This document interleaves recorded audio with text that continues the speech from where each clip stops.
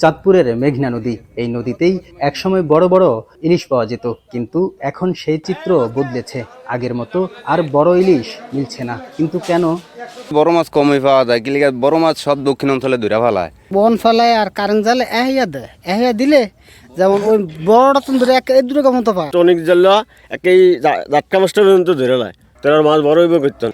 ব্যবসায়ী নেতারা বলছেন, চাঁদপুরের অন্যতম বৃহৎ ঘাটে যে পরিমাণ মাছ আসে তার 90% ইলিশ এখন ছোট, ওজন 400 থেকে 500 গ্রাম। আগে বড় মাছ আসতো হইলেছে দেখা গেছে 50-50 বড় মাছ ছিল, আর এখন বড় মাছের সংখ্যা হইলেছে আপনার তো 10% আছে। মানে 100 মণ মাছ হইলে 10 মণ বড় মাছ হইতেই কষ্ট হয়ে যায়। গবেষকরা বলছেন, জলবায়ু পরিবর্তনের কারণে পানির তাপমাত্রাও বৃদ্ধি পেয়েছে, এতে প্রাণীজগতের জৈবিক প্রক্রিয়া বাধাগ্রস্ত হতে পারে। এছাড়াও বিভিন্ন কারণে ইলিশের আকার ছোট হলেও বয়সে পরিপূর্ণ।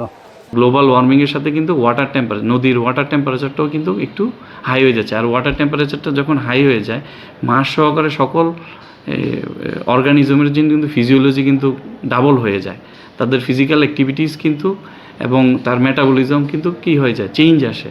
তো ওই ধরনের কিছু কারণে দেখা যায় যে কিছু কিছু ইলিশে আর্লি ম্যাচুরেশন বা আর্লি গোনাডাল ম্যাচুরেশন বা ডিম আছে বা ডিম দিচ্ছে, এই জিনিসগুলো পরিলক্ষিত হয়। আজকের জাটকায় আগামী দিনের বড় ইলিশ।